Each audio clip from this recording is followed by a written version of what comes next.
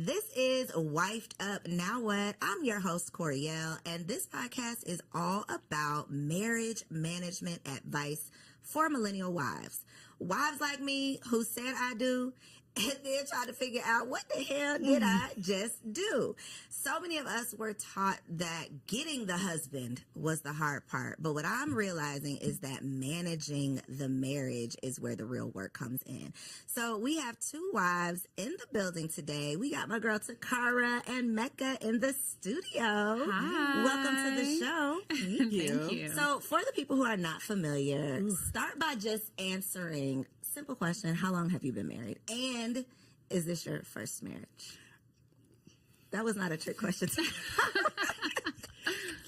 I'm going on 8 years of marriage next month. Congratulations. February, it will make 8 years. And no, this is not my first marriage. Okay. So for me, this is my first marriage. We've been married for 10 years this October and together for 15. Congratulations. Yeah. Wow. Okay. And y'all know I'm the baby over here. Okay. We just celebrated 3 years.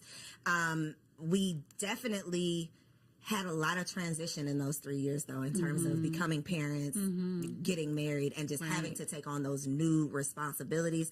So it's been 3 years, but really it's been, it feels 30. like, it feels like we've done a lot. Well, you guys in went these through the 3. pandemic together too, so that added about 10 years. Yeah, it did, automatically. Of time. Yeah. So, but the whole point of, when I decided to start this podcast was for women who were led to believe in the happily ever after, that it's just get the husband and then the happiness is just going to come. Right. And that is absolutely not the case. So today we're going to talk about, this isn't not going to be a deep show though. We're not going to be getting like super into the trenches of like the ugly side of marriage. This is a fun, light, loving show. Okay, don't worry. They need to see that side, the happy wife side. But I always like to just put that disclaimer that it's not happily ever after. That it's not forever, ever, ever. Everything is going to be happy. There is, some hard times that come as well.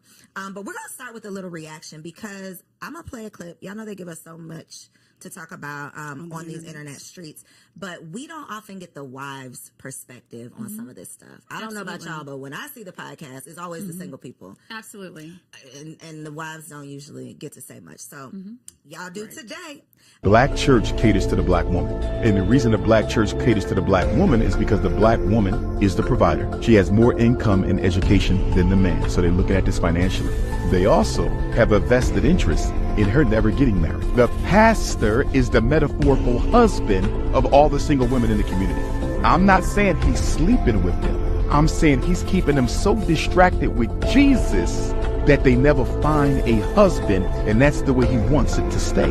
Because if she finds a husband, she won't have as much time to be donating to the church all the time. Wow. So the black church benefits from single motherhood. They don't want our sisters married because Dr. Umar believes that the black church benefits from single women, single mothers, due to the resources that and time we put into the church when we don't have a husband. So how do you all feel about You that? go first, Mecca. I would love to hear your take. Absolutely. So I always look at the source, and so I don't know a lot about him. I'm wondering if he is married. He is not. So I always look at the source, right? And then the other thing that I will say is that I attend Word of Faith. We've been there for a very long time. Bishop Delcy Bronner. Yes, that's my church. Nina Bronner, First Lady, and they are very big on marriage. The other thing that I do know is that from what I've seen growing up in the church, I think it's a place that actually where they want to see people get married. And also for black marriage, it's connected to generational wealth. So why would the church not want more couples and more married women in the church? So I feel like it completely goes against what we know is true from financial analysts, financial advisors, is that once you have a married couple, they can actually invest more. Yeah. And I think consider the source. Lord, that source. The second part of that too is I think there are segments of the black church. And so the smaller Chitlin Circuit black churches, 100%. I grew up in those churches where it is 100% predicated on control.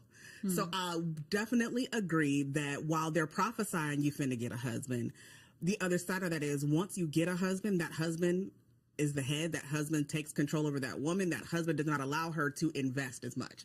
I get that. And in those smaller churches, those of you who grew up or been in those smaller churches, you know that you have 15 million jobs in that one church, and you give and you sow and you give, and then that's it. Whereas my church, Linked Up Church with Pastor Joe and Christian Gregory, no, not only do we believe heavily in marriage, we believe heavily, number one, just what you can do as a couple, as two people in that marriage, we understand the power of that. And so I disagree, but I do agree if you go to the smaller church segments, which I also think is kind of running out.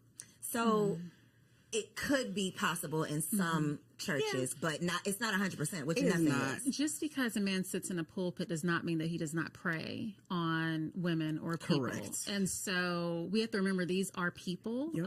This is a man or a woman that's been given, that's in a position of power. And so you have to also look at who is the person that you're following. Honey. And so there are many pastors that we've seen fall or go on these sabbaticals every year because they have to step out, they step away from the church to something they did inside of the church. And so you have to just be very careful. Character is so important to me, Coriel. Like, I look at, does this person have character? I can care less about the person's wealth. What does his character look like?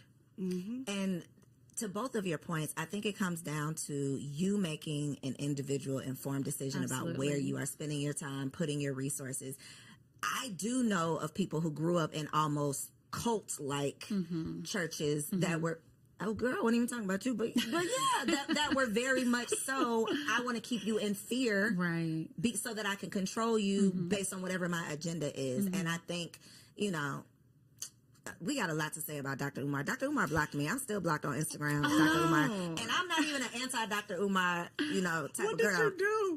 Unblock me, Dr. Umar. But anyway, I'll tell you off camera. Okay. Nothing crazy, though. Nothing crazy. Right. And I'm not anti-Dr. Umar. That's the thing. A lot of the things, because he is, y'all might not know this about me, but I'm super pro-black. I am blackly black, and he is very much so pro-black. So a lot of what he says, I can stand with, I can agree with. And even part of this, I can identify with all of your answers that it's not a one-size-fits-all. Every church is not doing everything the exact same way. But I think theoretically, the husband is not always going to be in line with the direction that this pastor is trying to take you in. And when the husband is truly the head of your household, it can steer you off into his direction, which is not the best for this church. It's not the best for the church, but it's biblical. Like, if you really look at the Bible side of things, and I think to his point, if the husband is that true head, even the Bible says you go home with your husband. Like, at the end of the day, that is. When Paul said, I would rather you not get married because I recognize what it takes away from the church and from God, even God understood that husband, that wife, that marriage is the priority over everything. And so, if you have pastors who are trying to make it seem like you have to sell everything out for that church, you need to check your sources. Check the source. So obviously both of you are members of churches. Christianity, I'm assuming, is the foundation of your marriage.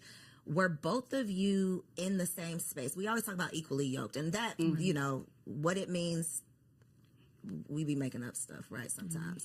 But in terms of you all being on the same wavelength, I'll just say that, going in the same direction as your spouses, were you all already on the same page, or have you all grown together in your relationship with religion?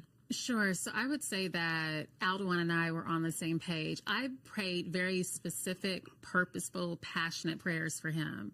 Like, to the point, honestly, Corio, there were nights where, as a single woman, I would literally fall asleep sometimes praying on the side of the bed, because my husband was so important to me. And I prayed about even his day, the day that I wanted him to have, because I was speaking him into existence as well.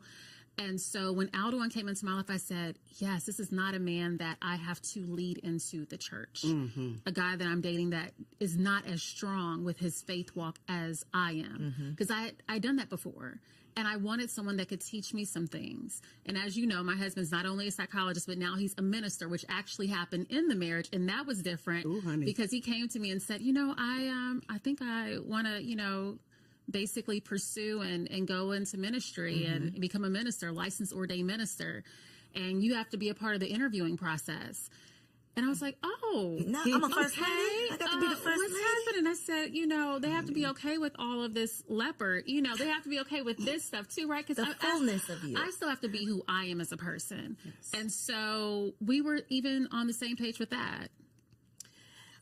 I'm going to say no. Okay. I'm going to say no, only because I grew up in the church under the pew. When Kenyon and I came to each other, I was like, I believed in God, but I was done with the church. And I was done with everything that the church had took me through, to be honest with you. Church hurt is a real thing. The church hurt, and then having been married to a pastor. So let's talk about that a little bit. Not really. I don't want to talk about it. But when you consider that, like, you prayed for your husband. My husband had to pray me off the floor. You understand? Like, it was a situation where I was done, and then I didn't even want to get married again. And so we were together. We were kicking it. He lived in Ohio. I lived here in Georgia. He would come visit. I would go visit or whatever. And the only reason why we got married was, I tell people, he made me.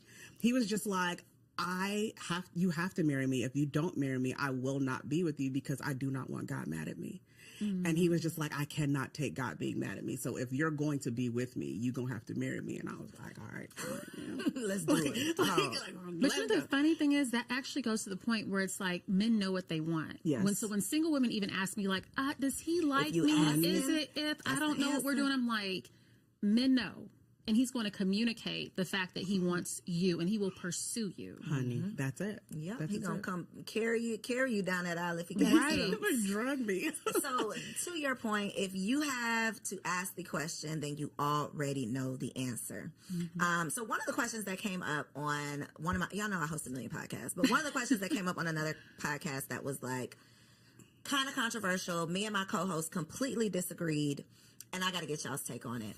And it is this concept of having your own stash. Now, I'm not going to say secret stash, but how do you feel? What is your perspective on a woman in a marriage having a stash of money to the side?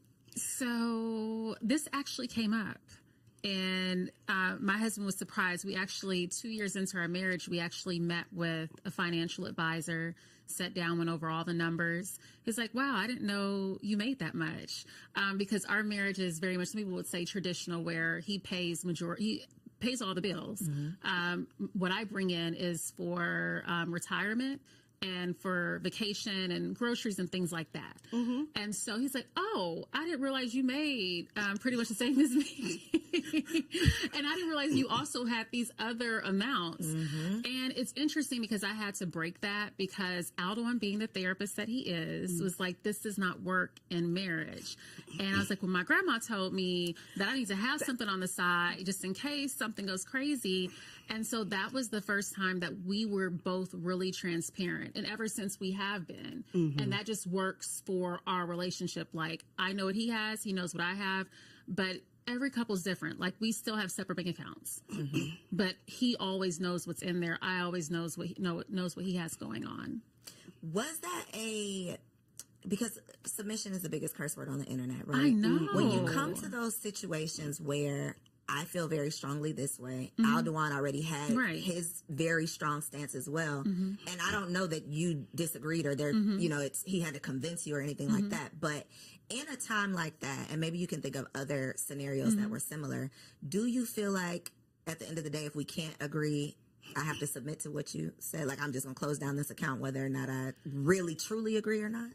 We typically bring in an outside person. Okay. We have a therapist. Okay. So the therapist has a therapist, and that was a requirement for me with us getting married. So we have our own therapist. And so, yeah, there's been times that we haven't agreed. Anyone who has followed like our story knows that I wanted to expand our family. We have a blended household. He was like, I'm good. We had this one additional child together. I was like, no, I need to have another baby.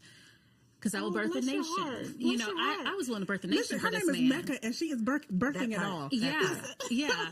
And so, but the thing is that we had to get on the same page with that, and it took That's a big five one, years. Mecca. 5 years. It took 5 years of convincing What was this that man. like? And then I promise I'm going to let you answer You're about the secret fine. stash. What was that like, though? Because that is So- one decision that I personally feel like if we are not in agreement, Right. you're not about to be half dadding over here when I had this baby. Right. So it was a lot of conversations, a lot of tears. I'm gonna be honest, a lot of tears, because when I'm not going to just say a woman, but I'll say a woman. When I feel like when you feel something in your heart and God is speaking to you and you're seeing visions and dreams, and I had very vivid dreams going up an elevator with a little small toddler boy, him holding my hand, looking at me. And I was like, oh my gosh, that's my son.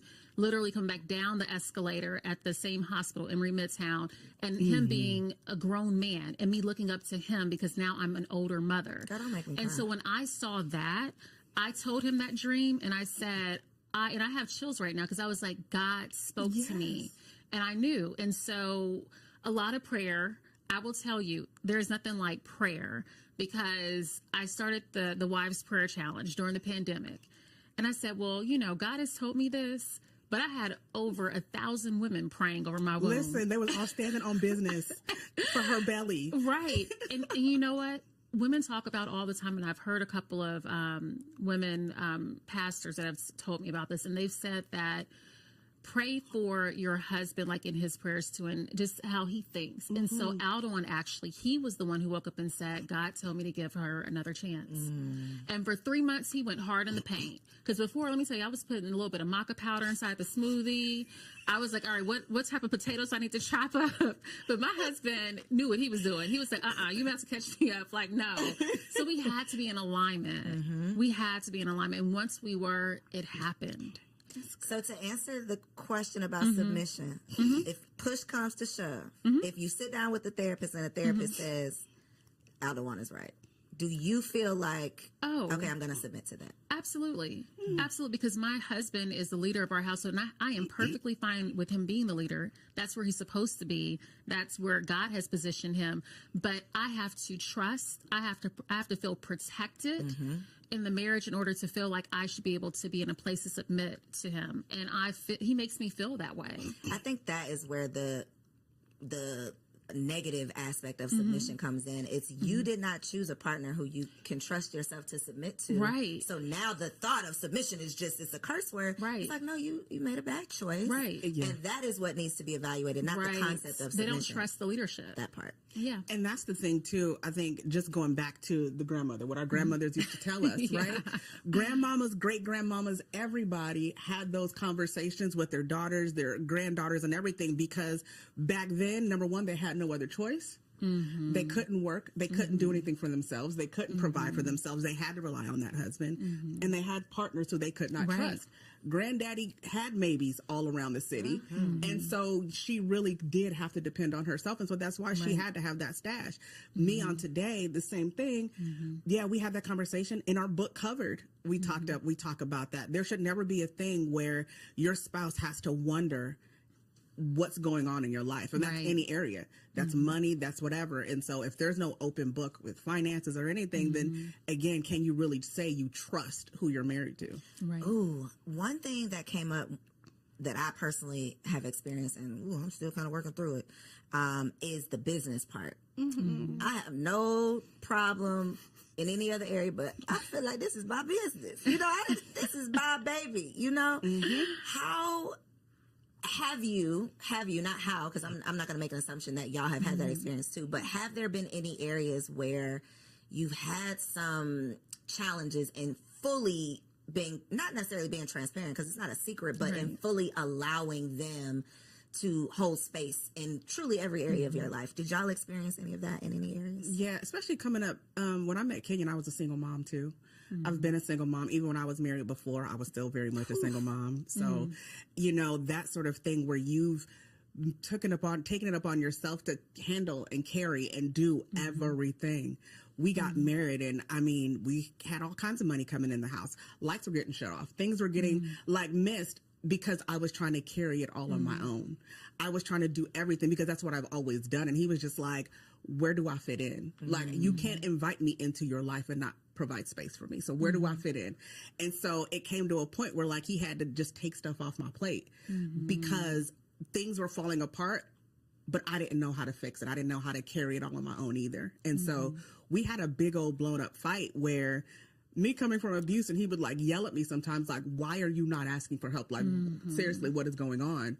And he's just like, I feel like you don't have any room for me here. So what do we have to do? And so we literally knocked down, drag out fight, where we had to lay down, little things, babe. Okay, here are all the bills, do all this. You take care of all of that because I can't. If my brain is over here, I can't have space for it over here. You take that. And so we had to work through every little detail of my life to give him space, and then for him to help me feel safe in that space, because it wasn't always easy. That is big. Again, yeah, I just really host this podcast specifically for myself, because I just be like, girl, I'm trying to be wifey for life. You help me over here. One thing that made me think of, though, and I, was not a single mom, but I got married later. So I had this independence. I was already not stuck in my ways, but I had been accustomed to doing things the way I've been doing them. Right. And handling all of the things, not having someone to ask to do this or do that. And my dad came to visit. The last time he came to visit, I had not went and got soap for the guest bathroom. And so my husband came downstairs and he's like, you ain't even getting no soap. And in my mind, I didn't get the soap because I had checked off 1,000 other things that I had gone to get. Yes. And it was in that moment that I realized, because at first I was like, damn, how could I forget the soap? How could I forget the soap? And then I'm like, wait a damn minute. You ran to 25 other stores. You did a million other things. Of course you forgot the soap because you were trying to do all of it. And so I think so often we don't ever have that moment where we pause and say, well, wait a minute. We just beat ourselves up, or we feel like we're, failing. Yeah. And it's really that self-awareness. It's knowing that it takes an adjustment, and it's not just going to be, he can't read your mind. That's another thing too. He don't even know about the soap. He doesn't he didn't even have an opportunity to help out because I didn't ask for help. We even created like a business, like even in the home, we have conversations. My mind goes a million miles per minute. You know this. You run a business. When it comes down to it, we'll say something, and as long as you told me yes, I'm running with it. I'm going. It's done. Like that's it. It's actually already done. Yeah, that's it. And so it got to a point where that would happen, and he would be like, "But that's not what I said. That's not what I meant by that." And so now we have conversations, and I'll follow it up with an email. I mean, like, just so we're on the same page. Right. I love that. And literally, that's the only way we can stay on the same page, is because I hear go, he hears, okay, well, let's have another conversation, or things like that. And so we have literally emails, business conversations about just like the household. Here's what we said. Here's what's going next. If you your disagree, marriage is your business. Yeah. I love that. That is a marriage management tip. Treating your marriage like a business, not in being transactional, but in the seriousness. I respect this marriage so much. I value our growth so much that I'm going to over communicate. I'm going to officially communicate. I'm going to send your ass an email so that I can be sure that we're on the same page, because it's that serious. Yeah. It really, even the small little things can turn into big things if they're not handled. What's one of your marriage management tips? I know you got a lot of them, because this is like what you do. You don't just do it for yourself, but you help assist other couples as well. Yeah, so I would say just being considerate and also compromising. Like the 2 big C's are the main reasons why I see through the Ring Formula coaching program for single women that we have together. What's it called? The Ring Formula. The Ring Formula? Good. You have to say that slow. Yes, the Ring Formula. But that's the 2 things that I see a lot of business boss ladies where they just don't have it. They're not being considerate. They're not compromising. But within the marriage, I remember there were 2 different times.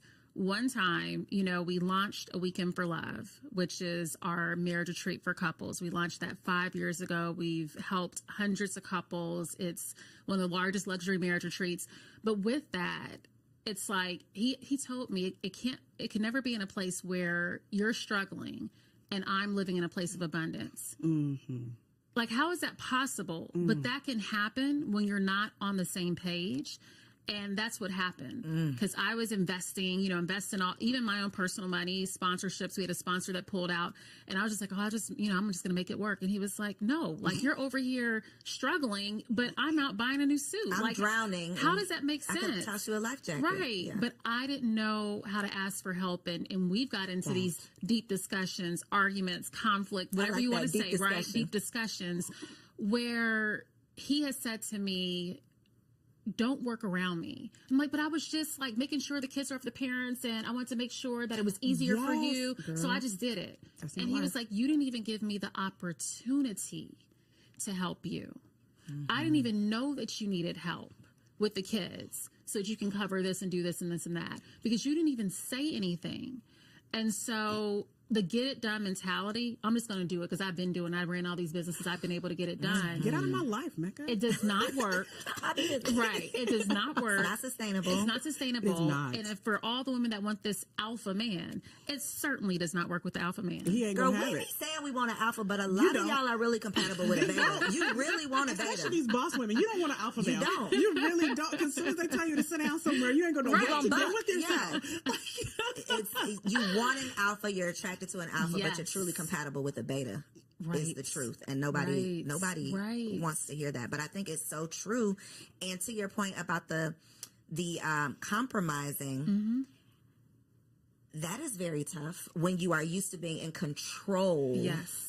Of the outcome, because as a single woman, especially when we're talking about business and things like that, you can work real hard and make it happen. Right. In your marriage, you can work real hard all day, but you can't make anything happen. Right. How have you had to compromise without losing yourself? Because you don't want to compromise to the point where you've put your needs and wants and desires on the back burner, and now you're going to be resentful towards this man eventually because you've compromised yourself out of what you really want. But there has to be some type of balance. I don't know that I found it yet, to be completely honest with you. And I'll say only because when Kenyon and I started Ask the Martins and everything back in the day, we started it right after we got married. And it was completely by accident. And when we did that, I was supposed to be, I keep saying this, I was supposed to be the behind the scenes. I was supposed to be your producer, your marketer, your publicist. I was supposed to be doing all of that stuff. I was never supposed to be on camera with him. And so what happened as we took that on, especially as a marketer, you have to take on that personality of whatever brand that you're working with. And so the marriage became the brand became the marriage, and that essentially became me. But meanwhile, for 8 years, I've been the writer. I've been, had books in me. I've been had things in me, but I've put everything on, Ask the Martins. And so over this last year has been extremely challenging for us because I did write my first romance novel. I did release, a bunch of different fiction things that I've been working on. And he was like looking around like, okay, what the hell you think you're doing? Like, where do you think you're going? Like, this What's was that all about? Like, and so we had to have some very, what did you call it? Those Deep discussions. Deep discussions about really me finding my voice and discovering who I am on this side of things now, because he hasn't even seen another side of me other than that. And so it's been a big journey of, okay, so this is who you are now. And he's had to then usher me through my imposter syndrome, my anxiety and everything, because now I am stepping from us outside of him. And then what does that look like? And how am I supposed to feel? So I'm still learning who I am outside Your of identity, that. My identity. But I think the trick, even in this journey over this past year, is having a partner that says, I'm going to invite you to be yourself and receive you being whoever it is that you're becoming in this season. Instead of being threatened by it. Yes, exactly. Especially when the other option is you all together. Yeah. And that could be a threat to his identity, you finding your identity. Correct. So I love that. Yeah. Choosing the right partner is what it comes down to. everything. What about you, Mecca? So the first 2 years of the marriage, I will say that I lost myself. And so I would say I did compromise myself, but it wasn't anything that he did to me or said, you need to change this. No, we be doing it to ourselves. We do it to ourselves. And I thought I would be a little bit of Claire Huxtable, a little bit of my mom, a little bit of my favorite aunts, and bring that into the marriage. And then I woke up one day through going to my own therapist, and I was like, I don't even know who this person is. And Aldewan was like, I don't even know who you're becoming. What are you doing? What are you doing exactly? Because we had our own separate brands, in the city, the things that I was doing with the health and wellness programs for women. And, he has his book, The Ring Formula, doing all of that speaking engagements. We had two separate identities. And for some reason, and I talked to my therapist about this, I think with being with an alpha man that has a big presence when he walks in the room, even though I was this big presence on my own, it was something that happened when I got married that it's almost like I became a little bit of the shadow. Yes. And that was never the space that I played in. Not even when he met me and he was like, I was attracted to that person. So who is this new person that you've made up that's kind of to the side? That you've made up. Yeah. And so I had to rediscover myself as a wife and say, no, like the things that most attracted him to me as a person, why would I hide that or dim my light? And he is not the one responsible. I am the one that's responsible for doing that. Ooh. That part, the self-awareness. That's good. Marriage is truly a mirror. It is going to show you all of the ugly, whatever. It might not be ugly. Whatever it actually is, it's going to show you that. And so many of us are not ready for it. Not prepared. What would you advise, or would you advise or recommend individual therapy? I feel like I know your answer, but individual therapy prior to getting married, because we always focus on premarital counseling for the couple. But if you enter into this marriage with all of your individual issues and you're not aware of them and you're not working on them, that's just more baggage that you are adding. So did you all do individual therapy? Do you still, you mentioned that you still have a therapist, but because that's a part of marriage maintenance. Yeah, so I do have my own therapist. Like we have Dr. Kenny Felix, who is our marriage therapist. And then I also have my own individual therapist that I go to, which was hard in itself because it had to be someone that Aldewan didn't know, that wasn't a friend. So that like narrowed down my options. But I have someone who's amazing, and I've been with her for a long time. But no, I had to do my own self-work first before going into the marriage. And then we also had the premarital counseling. But I'm a huge advocate of it. You know, women walk around, and I thought about this earlier today, Coriel, that there are so many women even that say it is hard for me to lean into my femininity when I have to carry the weight of the world by myself every day. I would love companionship. I would love just a little bit of a lift. A soft space to And the land. soft space is hard for them to get into. And if you think about everything that they're carrying, it makes total sense.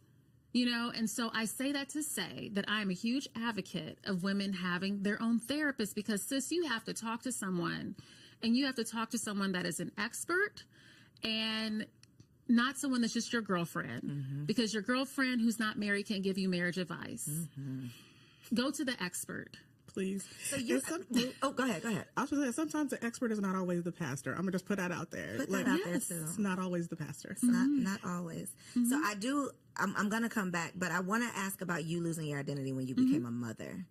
We're here to talk about Wifed Up Now What, but what you described as your first 2 years of marriage immediately put me back into becoming a mother. Yeah.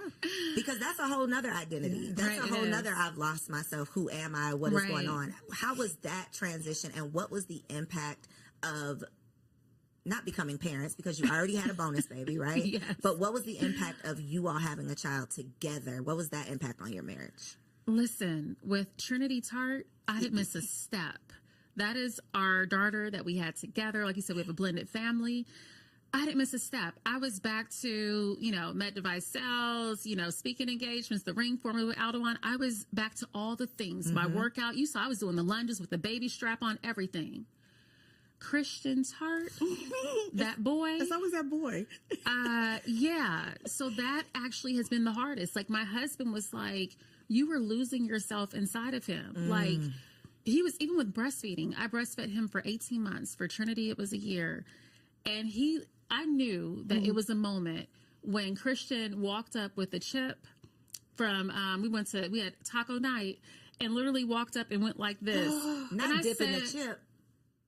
That's when I said, okay, it's time. It's time. If he can eat a chip and he's thinking he'll have a little dibble dab or something, it's time. But my husband was like, Mecca, you need to really stop breastfeeding for yourself, because as you know, with breastfeeding, you're connected. Yeah. I got to rush home. I got to get home. I got to do this. It's like, and so he's like, for your own separation, so that you can reclaim yourself. He was like, babe, I really need you to think about not breastfeeding anymore. And that was at the 18-month mark. And I cried about it and all of that, because it's, emotional. But yeah, I lost myself. And I will say, he's 2. He just turned 2. I am just now getting back to myself, Coriel. I had never had anyone take me for a spin like that. But this boy, these children, boy, he did it. They will pull something out of you. Can't nobody play in your face like your child. Yeah, it's the most selfless I have been. And I love motherhood. I'm enjoying it, but it was like I was doing things at the sacrifice of myself a lot with him.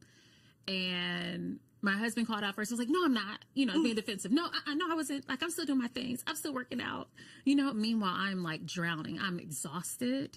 I'm not making any time for myself.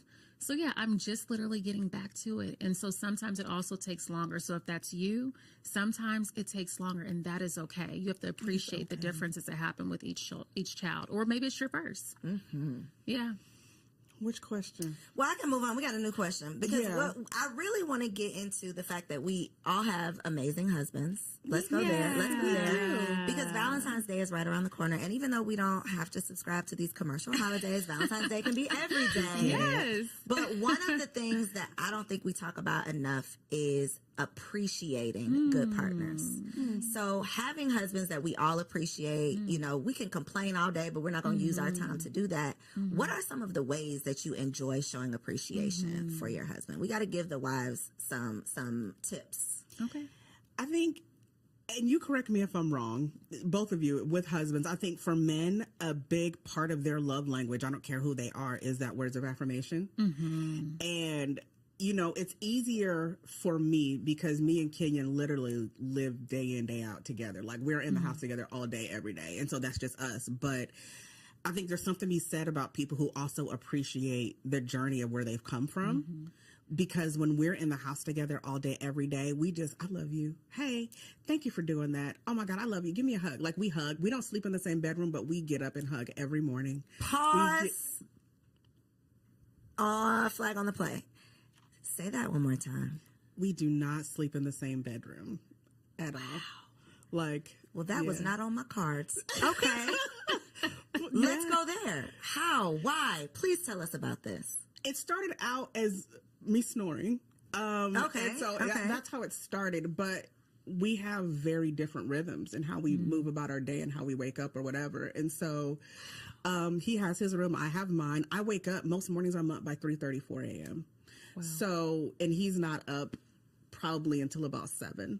So when that happens, I'm up, I'm moving around. By that time, I've gotten a walk in sometimes, or, I've gotten my work done. I have a very specific schedule. And if he's there, sometimes he'll try to hold me back and pull me back into the bed. And I'm like, okay, no, but I got things to do. But it also makes the marriage a whole lot more exciting. I was going to say, there seems like there would be some benefits to... Oh, yeah. We plan our dates. We meet up in the media room, or like we do whatever. Like, we, depending on whatever. Wow. No rooms off limits for intimacy. Like, it's just, it's just a good move. But you have your own... We have our own... space. Yeah, space. Yeah. So the concept of like living in separate houses, I've heard of that, and this is very new. It's usually like older people, I feel like, with the separate houses thing. Yeah, older. Yeah, no, separate rooms. Like, you got a lot of older people subscribe to that too. Yeah, but it's usually for bad reasons. It's not usually, and I mean, snoring. That's a challenge, though. That is a real honest challenge. I snore like a trucker, so it's one of those things where I'm just like, I'm okay. Wow, yeah, that's and we're both introverted, and so we'll have days where like we've had like today, I don't want to talk to him when I go home. So like literally, I'll just be like, hey babe, give me a kiss, hug, love, whatever. And I'm going to my room. Yeah, I'm gonna need some decompressing time, and he'll be like, all right, cool, like introvert time. That is, he gets y'all are really living a mature marriage. That is very mature, because I'm gonna take it personal. We've had to talk about the man cave, You're I'm introverted. Are you really? Yes. Really? I can do this, and then I'm gonna run out the door and put my head down when the cameras go off. But you can have a man cave as long as the woman can come in. Like I am up under my husband, so I would take it personal if he was like, I've been thinking maybe we should have separate bedrooms, but the fact that y'all didn't, that's but we amazing. didn't, and it was an accident. It wasn't. I feel like if he would have come to me and said, "I think we need separate spaces," I probably would have like threw a fit or threw something at him, one or the other. But it was the fact that it kind of became a natural thing where we woke up one day, we're just like, "Well, this is okay. Are we okay? We're good." Like, and I can bust in his room anytime, like anytime, cuddle up on his couch or like get with him, whatever. Like, it's never like a mine and yours. It's all right. Whose room we kicking it in tonight? I love that. Okay. So appreciating these good men, you're saying words of affirmation. All so day. making sure that you're hyping him up. I think that it's like the elementary school.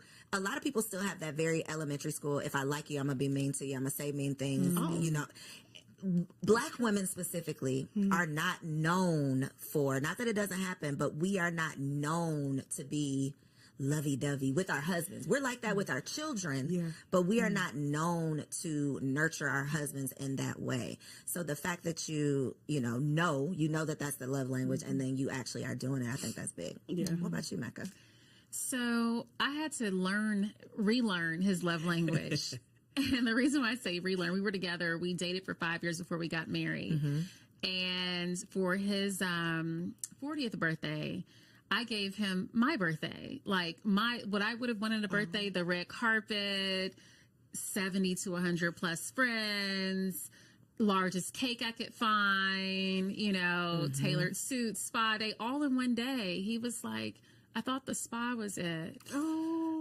We got to go somewhere else. I was like, yeah, I have dinner set up. He's like, well, cancel reservations. I was like, no, but our parents are going to be there. And he said, I'll tell them I'm just not feeling well. Like the spa's great. I'm just going to stay in bed. I said, no, it's actually more than your parents, like a few more people. He was like, how many more people? I said, a few more. Girl, I had a whole surprise party, photographer. Yeah, so it took some time, you know, for 5 years before I actually said, okay, that's my love language, the gifts, you know, that is not his. He is words of affirmation. He is also someone who likes physical touch, which I knew that about him. But the gifts, that's me. The big surprise, all the people, oh my gosh, that's me. It is not him. For your next birthday party. Yeah, you know, and so literally for his birthday this year, he said, and he's celebrating his 50th, he was like, you know, I just want to go to an island by myself. Ooh. That's what. Were you offended by that? No, because he's been saying that for a long time. Like, he just wants to take a vacation by himself. And as you know, with Aldewan being a therapist, he is talking all day, every day. Processing other people's stuff. All day, every day. So literally I can see him like floating in the pool and him being so happy because that's what he wants. And so you have to celebrate people the way that they like to be celebrated. I've heard married women say to me, if my husband gets me another red bottom or purse, I'm going to scream. Because their husbands are into that. They are not. They actually would like more physical touch. They would like words of affirmation. They would like for their husbands to be present. But he's going to buy them a gift to just pacify it. So you surely have to know your husband's love language. Loving them in their language versus wanting them to speak your language. Right. You know, he has to love you in your way, but you can't love him in your way. Right. You have to love him his way. I love that. Very mature answers. That's why we got this 10 years of wisdom. Okay. I want to get into wifey keeping it spicy though, because Valentine's again is right around the corner. This is my subject. I know. I was about to say, I know Taccara is ready for this one. Okay. But what is your way, you as a wifey, keep it spicy? First of all, as a romance writer, I feel like this is my bag. Come on, I need to read one of your books, baby. Next one's coming out next month. I'll definitely. Okay. We'll link it below. It's one of those things where, yeah, you have the healthy imagination. And here's the thing for me personally, I did not get invited into my sexuality, I think, until I was close to 40. So it was one of those things where, like, growing up in the church, sexuality is hidden from a lot of us. And absolutely. so I entered into this relationship with him from a spicy perspective and just like, hey, I mean, show me some things. And so it just came down to it where now I invite him to, we continue to learn and teach each other, and we have sex days. And so sex days or dates? Okay. Dates. Like, yeah. And so that's what I'm saying. Like the separate bedroom thing is cool because like we'll be flirting throughout the day. Like tonight, don't forget what you told me. I can't wait. And so we flirt. We, sext. We like everything just to make sure that we're keeping everything together and spicy. Because, I'm 41, he's 50. Like there's only a small window before stuff ain't going to be working no more. So I'm just like, listen, let's just get this in. And so we are very intentional about that, and I'm intentional in terms of like coming on to him so he doesn't feel like he always has to be the initiator. What does that look like from a woman? That like a walking up, you rubbing his head or something? Well, it could be as simple as, I mean, you know, we've made it as simple as, hey, I showered. Or it could be as complex as, again, me sending him a spicy message, or like him walking by and me grabbing him and just being like, you know, hey, you want to take a long lunch, you know, or you want, you know, whatever. And so again, it's easier because we work in the home together. But yeah, I'm just healthy imagination and try some new things. Yeah, everything that you thought you were going to be doing and imagining when you were dating him, keep doing that in the marriage, because they want to know that you fantasize about them. They want to know that you still think about them. And I literally thank God every day that my desire is to my husband. Like, I don't want somebody else. Like, that's mine, and I get it. That is one of the leading causes of infidelity, is I don't feel like my wife wants me, but homegirl over here is hyping me up All the time. So words of affirmation, it come even that small, and just be nasty. Encouragement. Oh, and be nasty. Okay, I'm serious. Just be nasty. I'm serious. They listen. Just they will be watch nasty. a lot less porn if you just kind of explored some things with them. just get nasty. Oh God, I don't know why I be having these conversations, because my husband watches these episodes and he be like, you know, she said you didn't need to get nasty. Mecca, what you got? What y'all be doing over there? What's your thing? So I love like the phrase "keep it spicy, wifey." Like, I just love that, because I feel like that's so important. And if Aldwin, if he were sitting here, he would say that he would talk about how couples' desires change every 90 days. That is a real thing, which is why you have to be careful of what you watch and what you see, because you're like, oh, or it might actually introduce some great things that you just never know. So with us, I will tell you what we like to do are sexcations. So that just allows for us to be away from the kids. It allows for me to tap in to my inner sex kitten and be available to him, because I'm not the mother. I'm not the medical device rep. I'm not doing the ring formula or Weekend for Love. It is truly, I'm able to just be present, to be his girlfriend. And for those introverts that are out there, for those ladies who are feeling kind of shy, this is the perfect opportunity for you to tap into your inner Sasha Fierce. So role playing is very important. I think it's something that you can add into the marriage, because hey, he wants somebody else. Okay, I'm Tasha today. Okay, I want to try that. Have you done that? Like dressing up and stuff, or Really? just taking on a personality? Oh, I have outfits. But yeah, I think it's important. I think it's really important. So listen, this sexcation, are y'all saying, is it just a vacation, but then y'all are intentional about having sex? We Or are y'all absolutely saying, baby, are. we're having a sexcation this week, and It is a vacation that we're intentional about having sex, and because we know of it, like how important it is for us, like even our marriage retreat, A Weekend for Love, we factor that in. Like, we talk about intimacy, because one of the number one things that comes up amongst couples when you have them separated in our like men's only session, women's only session, is that there are mismatches when it comes to intimacy. Yes, there Sexual are. He wants it more. incompatibility. Yep. He wants it less, or he wants it more. She wants it less. And so we try to create an environment. You know, obviously this is a Christian conference, but we create Like, this is not right. that. It's not that. It's not that.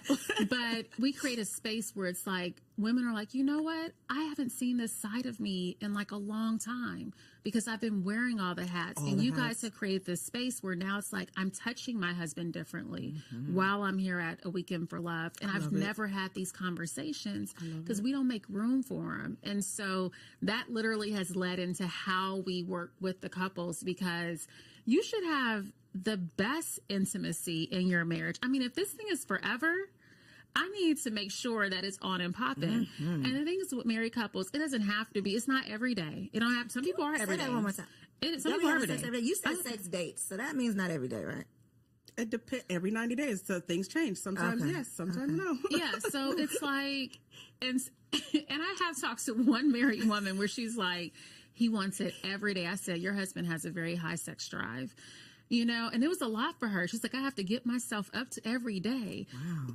I know. Wow. I know. But, you know, for most married couples, that's not. But it's about the quality. What is the average? What's the average for most married couples? I don't even want to throw something out there because, you know, that's Aldewan's lane. Okay, he would know. Okay. He I would just know the wanted you to just percentage. settle something for me over here. I know. Okay. I could tell. You're like, Are you getting stressed? I'm so it's a sorry. lot. I'm so It's, sorry. no, it's okay. You know, it's okay. My baby is turning 1, so things are starting to settle. You know, with the nighttime not sleeping thing, that really puts a wrench. Oh, but yeah. the reason I wanted to put a pin in there, because I think that we a lot of times have unrealistic expectations Absolutely. of what reality is actually going to be, and that's ideal for sure, but that's not how that's not reality all the time. Right, absolutely. But And it should wifey be is fun. keeping it spicy. Oh, absolutely. I'm gonna have to give you some outfits. Oh, Who you want me to be, baby? I do have a couple little wigs now. Hold it out. Let You me throw on a little wig and become somebody new. listen. You know I got that blonde one, girl. Come Let me see. Right. Listen, TK is about to give y'all some more for our Wifey Keeps It Spicy segment, so make sure y'all stick around. Hey ladies, welcome back to another Wifey Keep It Spicy. My name is Takesha, and this week I want to talk about how to actually keep it spicy. Last week we talked about femininity, just getting in that era, feeling good, right? Feeling your feminine essence. But this week we're going to get into the spice, okay? Now, I don't know why I have been in the mood to challenge y'all, but I feel like it's some things that I talk about maybe you haven't thought about, or maybe it's going to challenge you out of your comfort zone. And so I kind of want to preface it with saying, hey, sis, this might be a challenge. But for this week's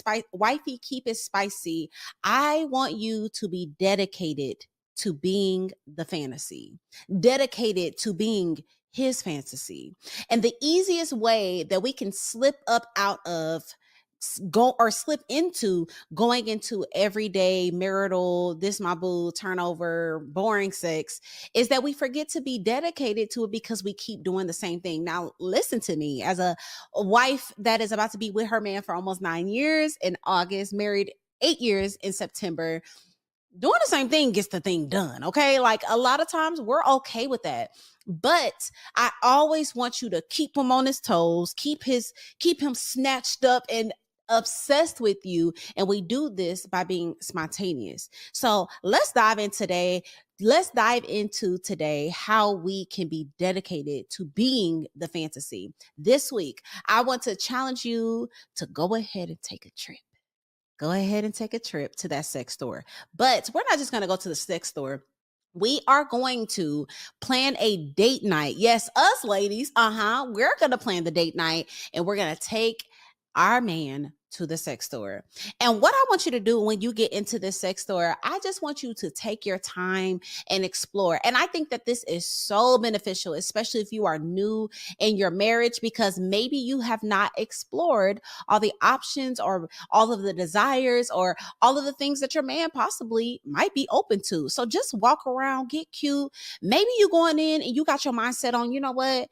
In order to be dedicated to this fantasy, I'm gonna go ahead and give me some stripper heels, okay? Y'all know the thick platform 12-inch heels. Go get you some stripper heels, right? Or maybe you're getting a new toy that maybe you didn't know your man was open to, or maybe we're getting some position cards and we're going to get dedicated to pulling one out once a month or once every week or whatever the case may be. Just explore and look at the stuff, y'all. It's some wild things in there, and just begin to get comfortable with the conversation and have that vibe about you. Like, hey, let's do it. Whatever it is, I want to do something new tonight, daddy. Whatever you have been holding back, are you open to me dancing for you tonight? Well, let's get these heels. And so I want you to be dedicated to being his fantasy. And in order to do that, sis, you got to be open to pulling something new out of the bag. Okay. So yes, we've been used to doing it this way, but this week we're going to do it this way. Tonight, I'm going to do something new for you, and it is up to you to plan it. So don't be afraid. Go to your local sex store,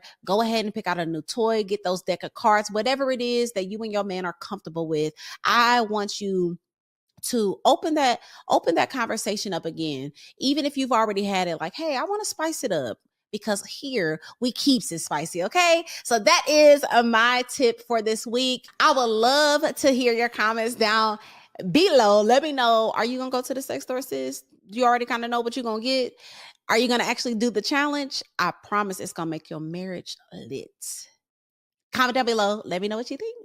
Before I let these amazing ladies go, both of them have resources that you probably need. So look in that camera right there and let them know what you got going on, where they can find you online, and how they can follow you on social media. Absolutely. So I am Taccara Martin, one half of Ask the Martins. I think for the sake of this, hit us up on askthemartins.com, askthemartins.com, and that's where we are everywhere on social.